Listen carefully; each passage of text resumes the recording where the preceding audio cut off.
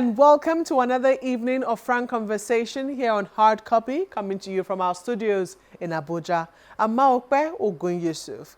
Now, just when we thought we were emerging from COVID-19 blues and only now have the aftermath of the pandemic to deal with, the Presidential Steering Committee hit with phase 4 of COVID-19 restrictions, reintroducing some precautionary measures on the back of a resurgence of the virus in India, Brazil and Turkey, and a slowdown of the vaccination drive as a result of the blocking of critical supply chains from India, which has now been acutely hit by the virus. The rise of vaccine nationalism has pressed home the need for countries to look inwards to their science and technology sectors, as well as the areas of research and development to see how their situation can be remedied. But where investments haven't been made in a while or have been neglected for the mundane, even in the ivory towers, what hope is there? Funding for Nigeria's education sector took a hit in the 2021 budget as the monies allocated to this sector were at their lowest percentage in the last 10 years. That's a finding by Premium Times. But it's not all bad news, as educational institutions could receive support from interventionist agencies of government set up to remedy the anomaly.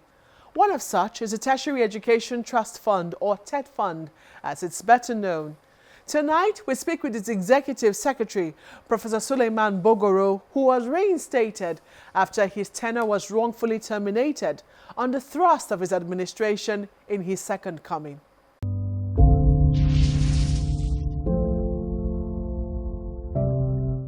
Prof, welcome to Hard Copy. Thank you very much, Maokpe. Well, it's your second time around, shall we say. You were there 2014 to 2016. Yeah. And now you're back on the saddle.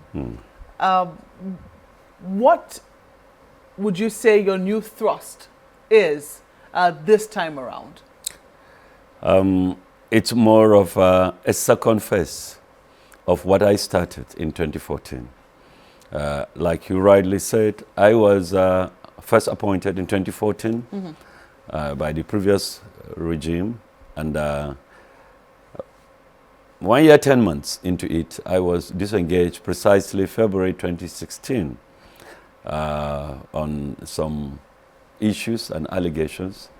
But mercifully, after I was disengaged, I quietly met representations on the matter. And my response, when I was invited by an investigation panel, confirmed that the allegations were baseless. Of all the allegations, I still recall, the number one was that money was diverted by my person for multiple reasons that, could not fly. And when I was given the opportunity, I established the facts with communication, official communication from the Accountant General's office, that money was used in 2013 to settle most of the ASU agreement funding requirements. And that incidentally, at that time, I was not even the executive secretary of TET Fund. But upon resumption, when I was appointed, I made a case for the refund of the money, which government acknowledged and said they will try and do so. And then suddenly, somebody went out there and said, when I was looking for the person that took the money, they said I was the thief. But mercifully, it was established very firmly, and that is why this government, acting very responsibly in the circumstance of my case as it was, decided to recall me in 2019, precisely January 21st, 2019. For me, when I came in 2014, my priority was looking at those things that have contributed to the poor rating and ranking of our tertiary institutions, particularly the universities. Nigerian ivory towers have lagged behind, both at the continental level and international level. And I knew, as a professor and a researcher in the system, that for quite some time, for decades, barely a year or two after independence, we had allowed research engagements to weaken in favor of teaching. And I said that was faulty. Teaching could not take care of research requirements, but that if there is good research, that is what brings value addition and improves teaching. pedagogy, and all the contents and methodologies for teaching. So that's why I decided to make a case to the Board of Trustees. Please let us establish a department of R&D and Centers of Excellence. And I did that a few months before I proceeded to deliver interdisciplinary research lecture at the University of Ibadan, December 2014, on institutionalization of R&D. So I can tell you, as soon as I returned, what I did was to say, hey, where have we gone back on what I initiated? And I discovered, yes, there was some tampering with what I put on ground. So I quickly went to the Board of Trustees, made a case, and they gave approval. We returned to the original name of the department, R&D Centers of Excellence Department in TED Fund, but more importantly, making available more funds to support research. And for TED Fund, we have two types of research grants. We have the IBR, Institution-Based Research, which has a ceiling of just 2 million naira. And then the bigger one, well, that's mainly for basic research. The bigger fund is the one we call the NRF, National Research Fund, that has a ceiling per grant of 50 million. And there, as one would understand, you could do what I would call groundbreaking, or properly put, applied research. And that's what we've been doing.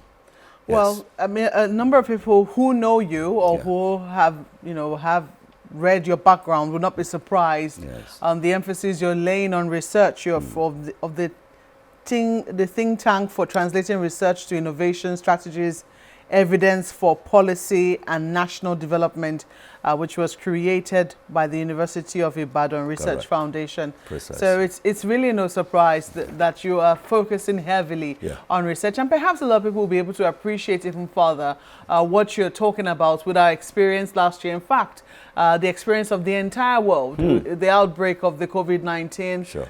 disease, and even more in Nigeria, because it would seem that we had almost no institution apart from NIPRID to be able to engage in terms of research in finding a cure, perhaps even a vaccine, or even medicines that could have mitigated what it was that we were going through.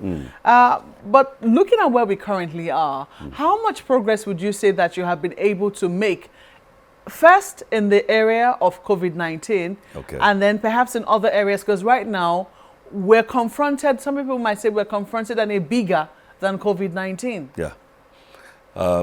The situation, the challenges of medicine are fluid. They change every day. And one moment is COVID. Remember the other day it was Ebola. Lassa fever, they have refused to go. And whether in this country or in the neighborhood, they remain a threat. And for us, I have always said, there's a way I put it. I said, for we academics, for too long, we've been satisfied.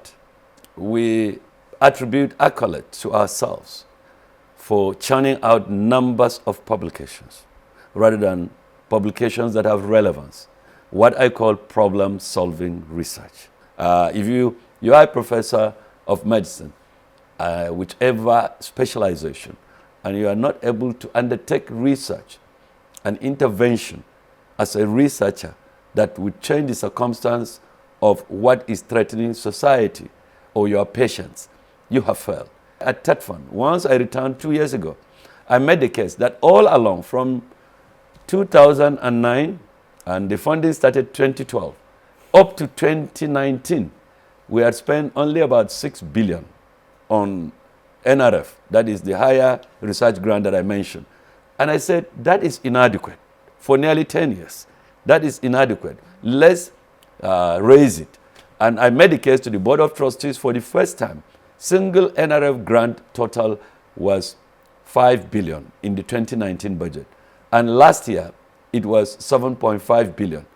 And we are hoping, and with all the information we have, Mr. President and the Honorable Minister of Education are very supportive. And we are expecting an approval of even a slight scale up above the 7.5 billion. Now, you could see the response across the institutions. But I added something even more importantly, that we've been funding only those that qualify to be beneficiaries. because our law says only public tertiary institutions. I made a case to the Board of Trustees. I said, if you see World Bank Centers of Excellence, research engagements, they invite non-state actors, including NGOs, research institutes, private ones. Why can't we open a window for private universities, polytechnic research institutes that are not normally, would not normally qualify for TED Fund funding, and let us invite them to participate at second level, not principal investigators. That is the lead researcher for any grant, is what we call the principal investigator. They don't have to be, because we will be breaching the law of TED Fund. So let them be second level. If they are second level, they are partners anyway. And they could even share up to nearly half of the funds. And that is what enhances, because exchanging, sharing knowledge is what is the vogue. How was that proposal received? Oh, it was approved. I can tell you I've been celebrating it. I want to appreciate the Board of Trustees, and the Honorable Minister is excited. We're happy to mention that at the moment, one of our NRF researchers, incidentally a lady, a professor, is leading a research approved by TED Fund that on gene sequencing. And it is already a candidate recognized at the appropriate level by the World Health Organization. That excites me. That's exactly what we've been saying. Today, as I talk to you, we are holding the highest single research grant in Nigeria. No debate about that. Let me finally give you this information that last year, we supported up to seven COVID-related research grants with a total of, well, there is one that was first stage. If we add it all, they all come to about 260 million. Were we able to see any results? Oh, we did. It may interest you to know that 128 grants were approved. And I can confirm to you, we are hoping that it may almost double. I don't want to give information until the Board of Trustees approves it. But what I have that may be approved by Board of Trustees any moment from now is about double of that, nearly double. Well, you had over 200 research grants. You have said before now that you would like to double the amount of research grants being given by TED Fund. Some people might say it's an ambitious plan on the part of TED Fund. However, the question is, how have tertiary institutions been primed to receive such funding? You have complained also about the poor quality of grant writing by that's a good one. by you know, academics in Nigeria. Yeah. How are you able to balance that with the fact that you'd like to increase funding for research? I just came in from Lagos yesterday, and I can tell you, I was with Professor O.S. Adegoke. This is one of the most respected geophysicists in this country, and he's holding one of the largest personal, or do we call it private, laboratories. And this man, take it from me, he is a fulfilled man. In other words, he has produced so many uncountable PhD holders, professors. Some of us are in the second, third category of those he has produced. And he is Foundation Fellow of the Academy of Science. Today he's a role model because he's fulfilled. If lecturers were looking for money, their salary is not enough, because he's engaged in productive research, quality research. He's getting the funding, and he doesn't have to go begging. Just wondering, though, you know, if you had seen some of the grant proposals. Oh, definitely. Yeah. I do. As a professor myself, I glance through sometimes, even if a few seconds, when those approvals come, or for me to recommend to the Board of Trustees. Naturally, I'm curious as a professor. In fact, the first thing I go for, I can share this with you, is the title of a grant proposal. I am interested. Then the next thing, I take a look quickly, few seconds. What is the justification? What are the objectives? Expected outcome, methodology. I am satisfied as a professor. That gives me a bird's eye view of what that particular grant is. And I can tell you, those that are evaluating the NRF are some of the very best. Better than yours truly. I can confirm this to you. We make sure we're getting the best. That's why even in the COVID research listing that we did, which we had, of course, Sokoto, University of Ibadan, University of Jos, Unizik, Oka, Unilag, etc., NAVDAC, and Kaduna Polytechnic that qualified. They went through rigorous evaluation with even external assessors. Let me quickly bring this now. I know that you're very proud about the achievements on research around COVID-19, but there's also talk that TETFund has begun research funding for defense and security as well. Correct. What areas precisely are you looking at? I can tell you on the list of items that I will give you a copy. The 7 grants that we supported. Last year, just in response to emergencies, as Mr. President directed TETFund to, through the Honorable Minister, we should do. We supported a research grant on UAV, unmanned aerial vehicles. Unmanned aerial vehicles? Yes. The military has been doing that. Yes. Well, you have to know what purpose. There are single-purpose UAVs. There are multiple-purpose UAVs. The one we saw at the AFIT Kaduna is dual purpose. Defense and agriculture. We visited AFIT, of course, and unbelievable. Go and see the great things they are doing. AFIT Kaduna Air Force Institute of Technology. In fact, they are on research. They are the best performing polytechnic on research. But almost on a yearly basis, new universities are, let's say, confirmed now by the NUC. There seems to be a proliferation of universities. Looking at the fact that there's just one TETFund, even though I don't know, I'm not very clear if you also intervene in the area of private universities. Are they welcome to apply to TETFund? If private institutions partner with the beneficiary institutions at second level, which I explained earlier, as second level partners on the research grant, I believe that would be fantastic, because that would be similar to non-state actors, NGOs, supporting research endeavors funded by whichever group, as it were, in this case, TETFund. So, under the Board of Trustees, I met that case 2 years ago, and they approved it.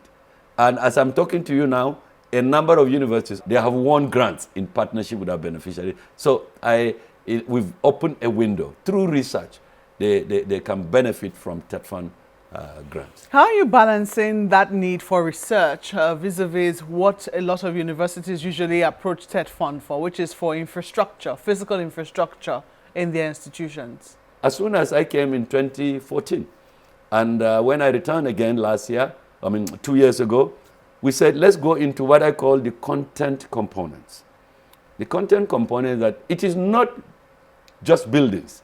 It's not lecture halls. It's not just empty laboratory buildings. We want to know what are the equipment there. Are they, the derelict facilities that are there, or they are digital, soft touch facility, permit me use that. Most modern equipment in all aspects of research, whether it's environmentalism, it's medicine, call it. Today, let me say this, something I did not mention. TETFund, we are happy to say that one of our contributions in the COVID response, which the minister directed us, besides the research, was we should provide molecular labs, PCR molecular lab facilities. And we provided initially 12, 2 per geopolitical zone. And we added 2 when some institutions, including University of Medical Sciences, Ondo, had some funding, and they asked us to permit them to use the money for a molecular lab. So TETFund provided 14 molecular labs. How are you able to balance the need to do research and also to provide the infrastructure that is needed? And these are some of the needs. Some lecture halls are too small. You go to some universities and the lecturer is using a boom mic or a megaphone to talk to give students lectures, or the classes are so crowded, or they do not even have enough chairs and desks for students. How are you able to balance that if those are the needs of the university at that point? Yeah, well, let me say one thing before I answer the question directly. First is that TETFund, by our mandate and law, we're an interventionist agency. That was the conception. And so we are supposed to fill the gap where the normal appropriation does not do so or is unable to do so.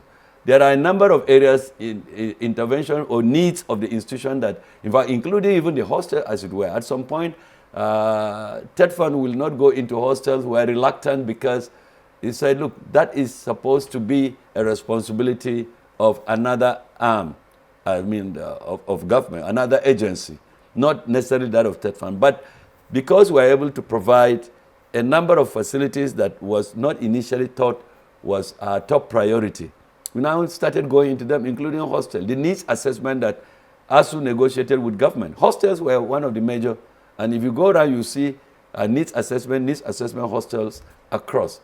Let me say also that the issue of using microphone as word, at some point, you had more than 1,000 seated in one class, and so we are almost exiting that massively because of TETFund intervention. We have significantly reduced that because they had to crowd them. So now we've secured and intervened, made available more classrooms, more offices for lecturers.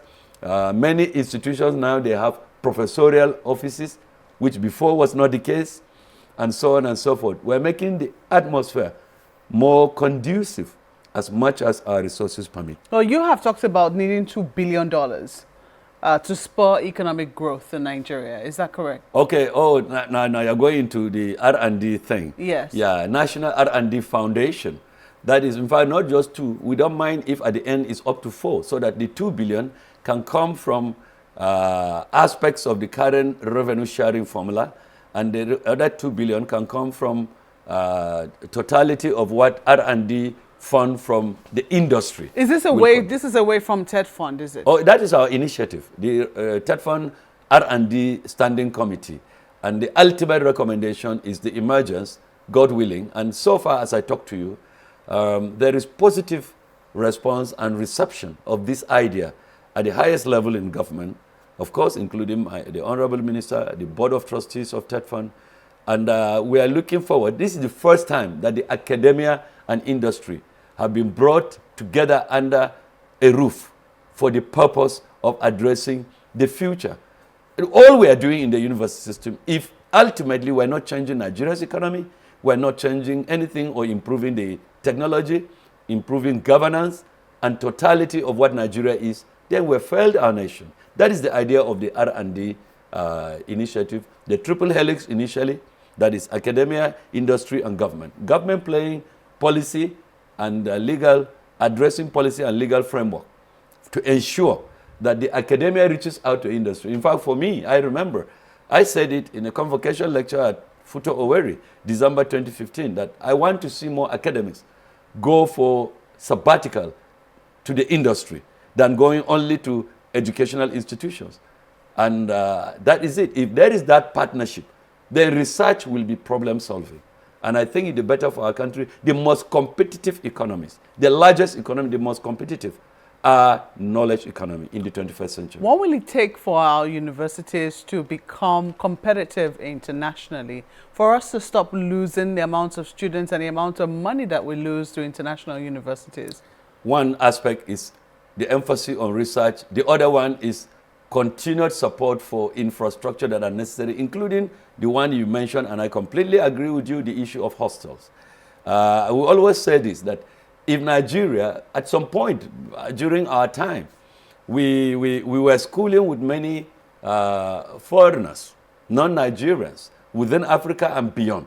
And they stayed in the hostels with us because the hostels were adequate, the quality was good, and we are looking forward to reenacting that. And that's why hostel development is one of the areas of priority, just like we're doing for ICT, so that we catch up with the rest of the world. We couldn't remain laggard. So if we do that, then we will attract students both at undergraduate and graduate level. And that will be a source of income for us. But I must say this, easily the first reference of the ranking of universities is quality of faculty, the lecturers, the personnel, immediately associated with the quality of infrastructure, research infrastructure, including laboratories, demonstration facilities out there. Those are the things that matter. Well, it is, I mean, you sound very optimistic, and it does look like, we're making progress. Your institution, you believe that, even though you've only seen about 4% uptake of grants. It's worrisome. You know, Success rate. Yeah. I am worried about that bit. Believe me. Professor Bogoro, thank you for coming on Hard Copy. Thank you.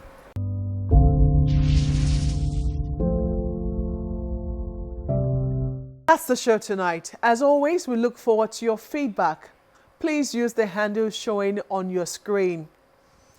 Thank you for watching. I'm Maokwe Ogun Yusuf. Good night.